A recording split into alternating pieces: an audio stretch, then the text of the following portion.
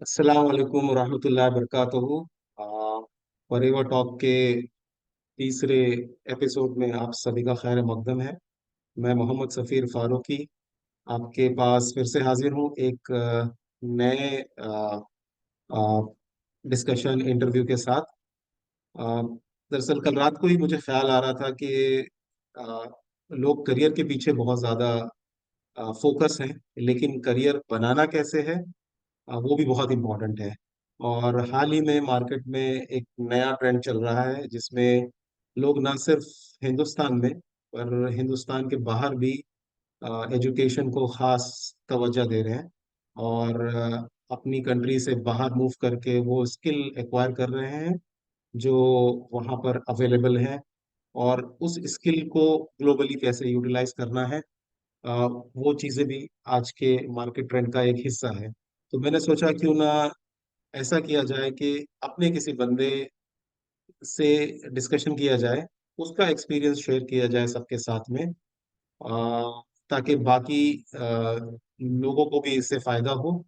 और क्योंकि ये जो एक्सपीरियंस है ये थोड़ा यूनिक होता है, हर किसी के पास अवेलेबल नहीं होता।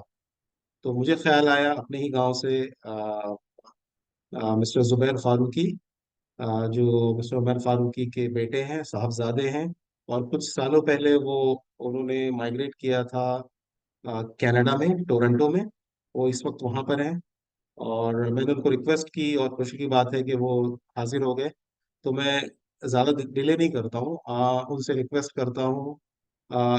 जुबैर, अगर आप अपनी वीडियो ऑन करें तो आपसे हम मुलाकात कर सकते हैं और आपसे थोड़ा डिस्कशन कर सकते हैं। अस्सलाम वालेकुम वरहमतुल्लाहि वबरकातुह। कैसे हैं? अल्हम्दुलिल्लाह, मैं खैरियत हूँ। बहुत खुशी हुई आपको देख के। तकरीबन काफी साल हो गए। मुझे अभी भी याद है वो एक पोस्ट आया था परेवा सोशल वेलफेयर ग्रुप में। हिशामुल्लाह फारूकी ने एक पोस्ट किया था कि अपने गांव का एक बच्चा पढ़ाई के लिए टोरंटो यानी कनाडा में जा रहा है। तो कुछ सालों पहले थे। कितने साल हो गए आपको? एग्जैक्टली 2 साल हो गए। लाइक दो 22 साल हो गए। दिसंबर को मैं ट्रैवल किया था वहां से 2021 में। 2023 दिसंबर चल रहा है। माशाल्लाह माशाल्लाह। तो एक एक एक आपका सपोर्ट लेंगे हम इस बात को समझने के लिए हम्म। कि माइग्रेट करना क्यों इम्पोर्टेंट है, उसके चैलेंजेस क्या है और उसके बेनिफिट्स क्या है। और ये हम लोग कोशिश करेंगे एक 15 से 20 मिनट के अंदर, क्योंकि हम्म। ताकि सब लोगों को ये रिकॉर्डिंग पहुंच सके। तो डिले नहीं करते हैं, शुरू करते हैं। लेकिन आप कहीं रूम में हो या फिर कहीं लॉबी में बैठे हो, तो क्यों, क्या वहाँ के क्या क्या टेम्परेचर क्या है इस वक्त वहां पर? मैंने सुना वहां तो बहुत बर्फ गिरती है। फिलहाल ये साल तो अल्लाह ने थोड़ा रहम किया हुआ है। अभी यूजुअली दिसंबर में यहाँ पूरा स्नो हो जाता है हर जगह। ये साल थोड़ा डिले हुआ है मेरे ख्याल से। फिर भी टेम्परेचर -2 है अभी फिलहाल। बट ऐसा बाहर जाओ तो थोड़ा और ज्यादा लगता है, लाइक -4 -5 लगता है। तो अभी बर्फ गिरा तो माइनस नहीं है फोर लेकिन माइनस हो फाइव हो यानी सक यानी हमारे घर में जब जिसमें हम लोग बर्फ जमाते हैं वो टेम्परेचर चल रहा है। जी जी जी। तो फ्रीजिंग। ये नॉर्मल विंटर का नॉर्मल टेम्परेचर है यहाँ का। कभी अगर स्नो स्टॉर्म आ गया तो -25 -30 चले जाता है स्नो स्टॉर्म के टाइम पे। तो माइनस माइनस आई थिंक 8 6 में हमारी हालत खराब हो जाती है। 25 तो बियॉन्ड इमेजिबल है। खैर, मैं चाहूंगा पहले आप अपने बारे में थोड़ा शेयर करें, अपने बारे में यानी कि आपकी एजुकेशन बैकग्राउंड के बारे में, यानी आपकी स्कूलिंग कहाँ पर हुई, फिर आपने हाई स्कूलिंग कहाँ से की, आपने डिग्री कहाँ से की, और उसके आगे जो भी मास्टर्स वगैरह किया हुआ है उसके बारे में थोड़ा बताएं। तो मेरा स्कूलिंग करियर स्टार्ट हुआ मेरा रोड में ही कॉस्मोपॉलिटन हाई स्कूल में। 10th तक वहाँ से किया, फिर 12th के 11 12th के लिए टीपी भाटिया कॉलेज कांदिवली चले गया। वहाँ से फिर रॉयल कॉलेज से मैंने बैचलर्स किया कंप्यूटर साइंस में। एंड देन फिर ठाकुर कॉलेज से मास्टर्स किया इन कंप्यूटर साइंस। उसके बाद फिर मेरे को इंडिया में थोड़ा अपॉर्चुनिटीज देखा था, कुछ अपॉर्चुनिटीज मिले थे, लेकिन मेरे पास एक और ऑप्शन था कि मैं बाहर आऊँ बाहर, बिकॉज मेरे ऑलरेडी फ्रेंड्स आ चुके थे यहाँ कनाडा टोरंटो में।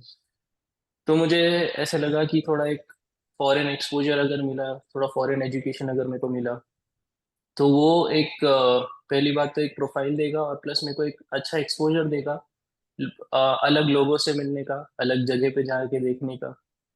तो ये चीज़ मैंने मेरे फैमिली से डिस्कस किया, एंड पापा माने। पापा काफ़ी सपोर्टिव थे।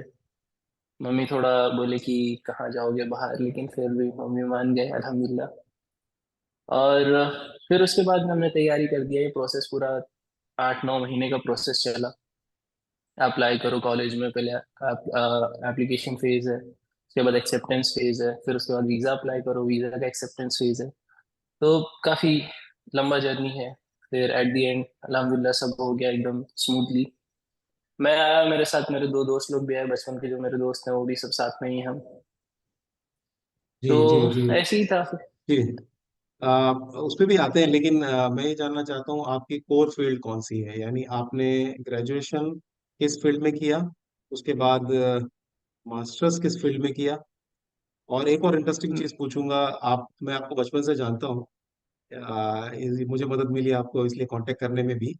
आपने इब्तिदाई तालीम जो है वो गांव से थोड़ी हासिल की है, तो वहां से जब आपने मेरा रोड मूव किया, तब कैसे उस चीज को कोप अप करके माशाल्लाह आपने मास्टर्स तक पहुंच गए। तो पहले मुझे आपकी स्पेशलाइजेशन चाहिए कॉमर्स में और मास्टर्स में। मैं पहले शुरू से ही करता हूँ। जब अब आपने मेंशन किया मेरा एकदम इनिशियल स्टेज जो गांव से था, तो मैं उससे और मीरा रोड में आने का ट्रांजिशन भी बता देता हूँ कि एजुकेशन गांव में अल्हम्दुलिल्लाह बहुत अच्छा है, नो डाउट, लेकिन एनवायरनमेंट नहीं है।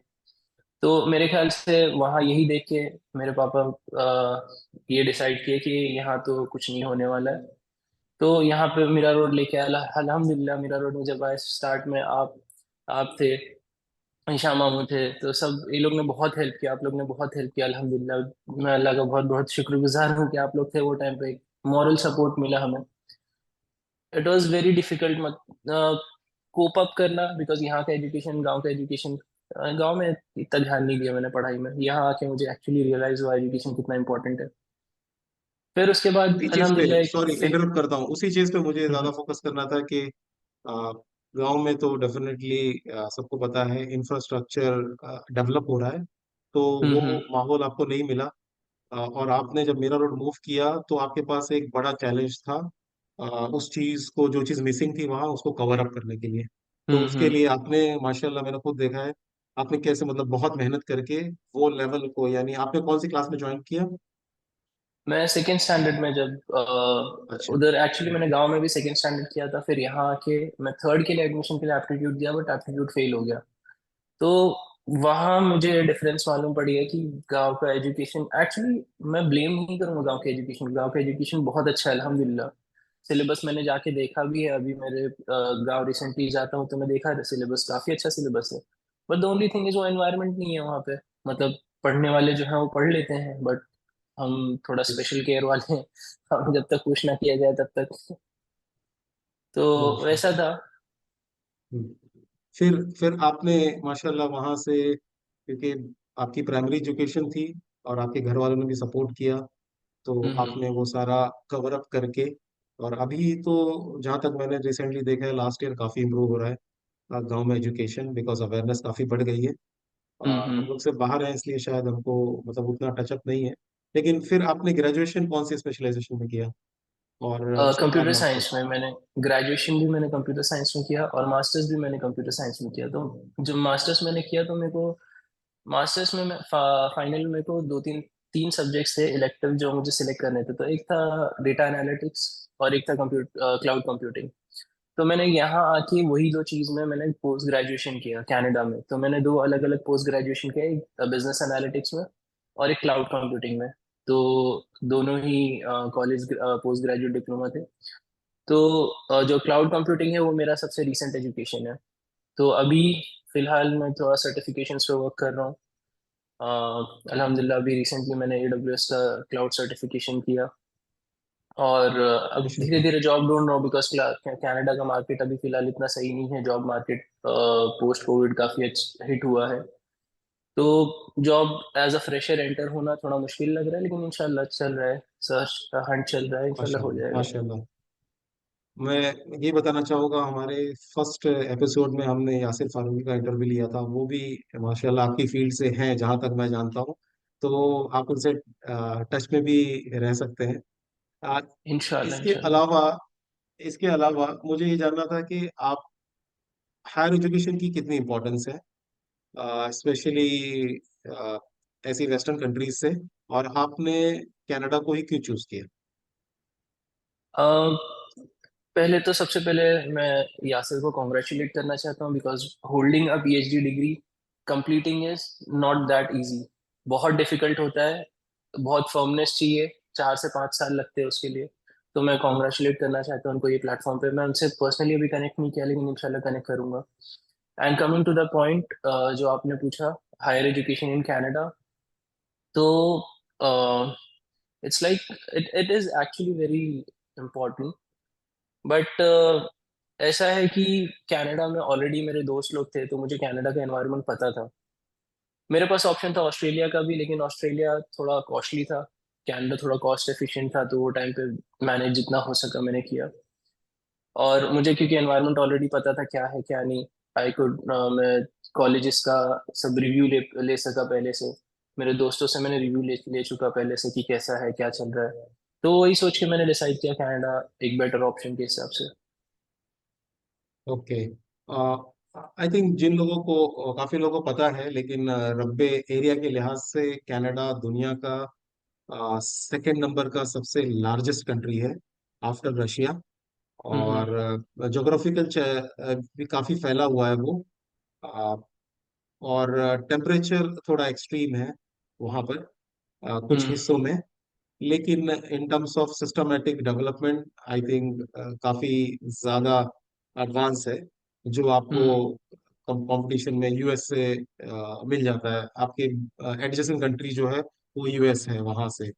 हम्म। एज अ मुस्लिम स्टूडेंट जब आप वहाँ मूव करते हो, आपको यानी बहुत सारे बच्चों को ये भी होता है कि कनाडा मूव कर रहे हैं तो वहां पर आपको प्रेयर के लिए और फूड के लिए कुछ चैलेंजेस होते हैं। फूड के लिए थोड़ा आपको देखना पड़ेगा हलाल खाने और ये सब को लेके बिकॉज यहाँ पे क्योंकि मिक्स कंट्री है तो बहुत सारी जगह पोक अल्कोहल बार बेवरेजेस ये सब बहुत सर्व होते हैं। तो लेकिन अल्हम्दुलिल्लाह इधर बहुत मुस्लिम पॉपुलेशन है। लोग पाकिस्तान से हैं, गुजरात से हैं, अपना इंडिया से बहुत सारे मुस्लिम्स हैं, अरब नेशन से बहुत सारे लोग हैं। तो काफ़ी हलाल रेस्टोरेंट्स भी मिल जाते हैं। रही बात नमाज की तो छोटी छोटी मस्जिदें बहुत सारी हैं यहाँ पे। अभी अल्हम्दुलिल्लाह मैं जिस फ्लोर पे रह रहा हूँ वही फ्लोर पे एक मुसल्ला है। तो एक छोटा सा मुसल्ला मस्जिद बना के उसको लोग उधर ही नमाज पढ़ते हैं 5 टाइम की। तो अल्हम्दुलिल्लाह बहुत कन्वीनियंट हो गया मेरे लिए भी, घर से निकलो बाजू में नमाज पढ़ लो। तो क्योंकि इस्लाम को लेके अल्हम्दुलिल्लाह यहाँ पे है। नॉट इतना इंडिया की तरह तो नहीं होगा लेकिन फिर भी अल्हम्दुलिल्लाह एक वेस्टर्न कंट्री के हिसाब से बहुत अच्छा है। और कनाडा में ऐसा है कि ये इस रिलीजन वो सब को लेके इतना इश्यूज नहीं होते हैं। ओके। तो ओके। कभी कोई और मसला ये सब को लेके मसला हाँ, नहीं होगा। एक और चीज के क्लाइमेटिकल, जैसे अभी आपने बताया -24 होता है, उसके क्या चैलेंजेस होते हैं वहां पर? क्लाइमेटिक चैलेंज बस विंटर में ही है कि विंटर में हर चीज़ काफ़ी स्लो हो जाता है। और वैसे हर जगह जहाँ भी जाओ वहाँ पे हीटिंग ऑप्शंस रहते हैं लाइक बिल्डिंग में अपार्टमेंट्स में बसेस में। तो वो ठीक है नॉर्मल, बट प्रॉपर क्लोथिंग से इतना फर्क नहीं पड़ता है, नॉर्मली इंसान कम्यूट कर सकता है। यूजुअली लोग लोग गाड़ियां प्रीफर कर लेते हैं, आते साथ लोग गाड़ी ले लेते हैं, easy to communicate commute. But तो वो हो जाता है, कन्वीनियंट हो जाता है। बस वही जिसको बहुत एक्सट्रीम ठंड नहीं जमती है उन्हीं के लिए थोड़ा प्रॉब्लम होगा लेकिन नॉर्मल बहुत हार्ड एंड फास्ट नहीं है। आपके लिए एज अ बॉम्बे मुंबई से निकल के कनाडा जाने में क्या चैलेंजेस हुए शुरू के कुछ महीनों में बोल सकता हूँ? क्या चैलेंजेस आए जब आप यहाँ से आपने मूव चैलेंजेस किया? ऑब्वियसली पहले तो पेरेंट्स के साथ आप रहे तो उनको छोड़ के निकलना एक इमोशनल ये होता है, लेकिन उसके अलावा और क्या चैलेंजेस आए आपको? बहुत सारे चैलेंजेस हैं। इनिशियली बहुत सारे आते ही हैं एक्चुअली बिकॉज जब मैं मूव हुआ स्टार्ट में तो यहाँ आते साथ मैंने एयरबीएनबी किया था 3 दिन के लिए। बिकॉज मेरे जो फ्रेंड्स थे वो एक्चुअली ये लोकेशन पे नहीं थे और मेरे को मेरे कॉलेज के आसपास ही मूव होना था। तो सब थोड़े फार ऑफ लोकेशन पे थे, तो उनको एक दो दिन लगता आने के लिए, मिलने के लिए। तो एयरबीएनबी लिया, स्टार्ट इनिशियल एक दो दिन थोड़ा अकेला था। तो मेंटली बहुत स्ट्रांग रहना पड़ेगा अगर तुम कनाडा आ रहे हो तो। मेंटली हर चीज़ से प्रिपेयर रहना पड़ेगा, बिकॉज मेंटल ब्रेकडाउन इमोशनली बहुत आपको ड्रेन कर देगा। तो ये एक चीज़ है। और प्लस फिर मेरे हिसाब से हर चीज़ एक फ्लो में हो जाती है। अगर आप मेंटली इनिशियली प्रिपेयर्ड हो तो हर एक चीज़ एक फ्लो में हो जाती है। तो एक वही था स्टार्टिंग में, थोड़ा घर ढूंढना एंड रूममेट्स ढूंढना, और फिर तुम्हारा कॉलेज एंड जॉब ढूंढना, यहाँ पे पार्ट टाइम जॉब ढूंढना, वो एक दूसरा चैलेंज था।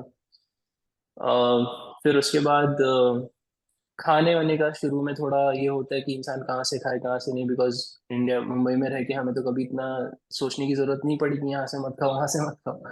लेकिन यहाँ आके फिर थोड़ा ऐसा होता है कि हाँ नहीं चलो, ये देखना पड़ेगा ये हलाल है कि नहीं, वो हलाल है कि नहीं। लेकिन अल्हम्दुलिल्लाह सब हो जाता है। ओके। तो आई थिंक मेरे दिमाग में ख्याल आ रहा था जब आप बता रहे थे कि हम्म। जब भी कोई बंदा आपको ये जो वेस्टर्न कंट्रीज के जो एक्सपीरियंस है, ये हम्म। ये आपको क्या एडवांटेज देते हैं जो आपको आपकी होम कंट्री में नहीं मिल पाता? और definitely because it's a strong country, तो आपको पूरे ग्लोबली उससे बेनिफिट मिलता है। तो मतलब क्या क्या हम्म। एडवांटेज मिलता है वहाँ पे? एजुकेशन सिस्टम में क्या फर्क है वहाँ पर? और दूसरी चीज, आप जो बता रहे थे कि वर्किंग, ये क्या उसका हम्म। हिस्सा है कि आपको उसके साथ काम करना पड़ेगा और उसके साथ कुछ आपको परमिट मिलता है वर्किंग के लिए? तो पहले मैं वर्क का पहले बता देता हूँ, फिर मैं दूसरे वाले पे जाता हूँ। वर्क का ऐसा है कि जब आप एज अ स्टूडेंट आते हो तो आपको 20 आवर्स अलाउड रहते हैं काम करने के लिए। तो वो पार्ट टाइम जॉब आप कर सकते हो, ताकि आपको डेली एक्सपेंसेस जो है वो निकल जाए। जैसे कि आपका रेंट हो गया, आपका ग्रोसरी का हो गया, फोन बिल्स हो गए। तो बेसिक एक्सपेंसेस वो रेंट पार्ट टाइम जॉब से निकल जाते हैं। दूसरा क्या था, सॉरी मेरे दिमाग से निकल गया। नहीं, दूसरा ये वर्किंग रिलेटेड मैंने पूछा था आपसे। और हम्म। उसके पहले आपको ये क्या एडवांटेज देता है वेस्टर्न कंट्री के जो एजुकेशन पैटर्न, इसमें क्या फर्क है और क्या एडवांटेज देता है ये? तो एक्चुअली यहाँ आके मुझे रियलाइज हुआ वेस्टर्न कंट्री मतलब, एक जब एजुकेशन फील्ड में हम घुसे तो प्रैक्टिकली चीज़ों को इम्प्लीमेंट करना, प्रैक्टिकली चीज़ों को और वर्ल्डली चीज़ों से रिलेट करना, ये चीज़ मुझे यहाँ आके एक्चुअली मालूम पड़ा। बिकॉज इंडिया में जब मैं पढ़ रहा था तो मैं मोस्टली थियोरेटिक ही कर रहा था, मैं उसको प्रैक्टिकली रिलेट नहीं कर पा रहा था। एंड इट इज़ डिफरेंट, हर हर इंसान के लिए अलग अलग होता है। तो पर्सनली फॉर मी ये ऐसा था कि यहाँ आके मैंने एक्चुअली चीज़ों को रिलेट कर पाया कि रियल वर्ल्ड सिनेरियोज में कैसे उससे काम किया जाए। यहाँ आके मैंने लोगों से कनेक्शन बनाना चालू किया, लोगों से पहचान बनाना चालू किया जो इंडस्ट्री में ऑलरेडी है, चीज़ें कैसे वर्क करती हैं। तुम्हारा कम्युनिकेशन स्किल ऑब्वियसली इंप्रूव हो जाएगा, बिकॉज तुम यहाँ कम्युनिकेट कर रहे हो लोगों से, अलग अलग टाइप के लोगों से। एंड कनाडा एक मल्टीकल्चरल ये है, लैंड है। तो यहाँ हर तरह के लोग, हर हर देश के अलग अलग कोने से लोग हैं। तो तुम अलग अलग लोगों से कम्युनिकेट करते हो, तो तुम एक कॉमन ग्राउंड पे आते हो, एक कॉमन माइंडसेट पे आते हो कि चीज़ों लोगों से कैसे किस तरह से डील किया जा सकता है। तो ये एक बहुत बहुत अच्छे बड़ा से एक्सप्लेन एडवांटेज किया हुआ। आपने इस चीज को। जी। आई थिंक मेरा एक सवाल ये है कि क्योंकि ये जो हम लोग डिस्कशन कंडक्ट कर रहे हैं, ये बेसिकली हम्म। हमारी कम्युनिटी के जो अपकमिंग जनरेशन या बच्चे हैं, उनके साथ हम्म। एक्सपीरियंस शेयरिंग का प्लेटफॉर्म है ये। इसमें जी। कुछ प्रोफेशनल से तो बात हुई, लेकिन अभी करियर डेवलपमेंट पे ही बात हो रही है। तो मुझे ये पूछना है कि जो बच्चे अभी अगर प्लान करना चाहें तो वो कब से प्लान करें, किस स्टैंडर्ड से प्लान करें, और उनको क्या क्या कुछ इंपॉर्टेंट चीज करनी चाहिए, लाइक कौन तो से अगर देश बेसिकली से? किसी को कनाडा के लिए जैसे प्लान करना है, और कनाडा और कनाडा ऑस्ट्रेलिया, और कोई कनाडा भी, और हाँ ऑस्ट्रेलिया वही, के लिए, यस। एग्जैक्टली ऑस्ट्रेलिया है, यूके भी एक ऑप्शन है, एंड बहुत सारे छोटे छोटे यूरोपियन कंट्रीज हैं वो भी एक ऑप्शन है। तो मैं ऐसा सजेशन दूंगा कि एक बार आप ग्रेजुएट हो जाओ। ग्रेजुएशन के बाद पहले जो फील्ड में, एक माइंडसेट बना लो कि यही फील्ड में करना है, वो फील्ड में पहले एक्सपीरियंस ले लो, कम से कम 1 या 2 साल। जो चीज़, ये चीज़ मेरी गलतियां हैं जो मैंने अपनी गलतियों से सीखा है। इंडिया में अगर वो चीज़ में तुम्हारे पास एक्सपीरियंस है तो वो एक्सपीरियंस बहुत वैल्यूएबल होता है यहाँ के लिए, तुम्हें जॉब ढूंढने के लिए, तुम्हारा ट्रांजिशन करने के लिए। मतलब तुम जैसे स्टडीज खत्म हुए, तुम्हारे हाथ में 2-3 साल का वही चीज़ का एक्सपीरियंस है, ऑन फील्ड एक्सपीरियंस है। तो वो चीज़ यहाँ पे तुम्हारे के लिए बहुत काम आएगी। बट अगर जैसे आप डायरेक्ट एजुकेशन के बाद आ रहे हैं यहाँ पे तो थोड़ा बहुत मुश्किल हो जाता है। ऐसा नहीं है नहीं मिलता है, लेकिन थोड़ा मुश्किल हो जाता है चीज़ों को ढूंढना। ये और जो प्रोसेस है, ये प्रोसेस एटलीस्ट आपको 1 से 1.5 साल पहले स्टार्ट करना पड़ेगा। अभी ऑस्ट्रेलिया, कनाडा, यूके, ये तीनों इंग्लिश स्पीकिंग नेशंस हैं। तो आपको अपना कम्युनिकेशन पे वर्क करना पड़ेगा, बिकॉज एजुकेशनल बैकग्राउंड में अगर तुम एजुकेशन के लिए आ रहे हो तो एक टेस्ट होता है, आईएल्स, IELTS, आईएल्स टेस्ट होता है। तो उसमें एक सर्टन बैंड आना चाहिए, लाइक आउट ऑफ 9 6.5 अबव आना चाहिए या 7 अबव आना चाहिए। वो तुम्हारा इंग्लिश फ्लुएंसी टेस्ट करते हैं, बिकॉज तीनों इंग्लिश का स्पीकिंग नेशंस हैं। तो ऐसे ही बहुत सारे अलग अलग एजेंसीज हैं, उनके एग्जाम्स होते हैं जो एलिजिबल है ये सब चीज़ के लिए, लाइक गवर्नमेंट एक्सेप्ट करती है वो चीज़। तो इमिग्रेशन के लिए सबसे बेसिक तो यही है, कम्युनिकेशन पे वर्क करना। तो कम्युनिकेशन और पे प्लान करना स्टार्ट करना चाहिए। प्लस क्या चीज़ में कौन कौन से कॉलेज में जाना है, कौन सी अटेस्टेशन, जगह पे आपके जाना है। सर्टिफिकेट या आपके सर्टिफिकेट्स भी अटेस्टेशन करना, I think that is also one of the process. Attestation तो जब लॉ कनाडा के हिसाब से मैं जैसे बता रहा हूँ, अभी ऑस्ट्रेलिया और यूके का अलग अलग रिक्वायरमेंट होगा। तो कनाडा का कुछ ऐसा है कि आपके जो डॉक्यूमेंट्स हैं वो, जो final immigration like work permit या फिर जब आप पीआर वीआर अप्लाई करते हैं, तो वो टाइम के लिए आपको एजुकेशन असेसमेंट चाहिए, क्रेडेंशियल्स मतलब कैनेडियन असेसमेंट के हिसाब से। तो कुछ एजेंसीज जो करती हैं, बट वो बात की बात है, वो आप यहाँ आके भी कर सकते हैं। तो वो एक इनिशियल, और अगर ऐसा कुछ ये सब चीज़ें आप खुद भी अप्लाई कर सकते हैं। और बहुत सारे एजेंट्स हैं जो फ्री में भी करते हैं, बिकॉज उनको बेनिफिट मिलता है कॉलेज से। तो आप वहाँ से भी कर सकते हैं, तो वो और बेटर गाइड करेंगे, बिकॉज ये सब रूल्स एवरी ईयर चेंज होते रहते हैं। तो मेरे हिसाब से जितना मैंने मतलब मेरे टाइम पे जो था, वो हिसाब से मैं गाइड कर दूंगा। अगर किसी को जैसे आना है और कोई अगर सोच रहा है, कोई प्लान कर रहा है, तो बिंदास में मेरे को रीच आउट करो। मैं गाइड करूंगा मेरे से जितना होता है, और अगर जो नहीं होता है मेरे से, मैं सर्च करके बता दूंगा, या आपको एक प्रॉपर प्लेटफॉर्म बता दूंगा कहाँ सर्च करना है, किससे बात करना। और I think Zubair is a part of PSWT group, and I think he is available, वो अवेलेबल है वहाँ पर।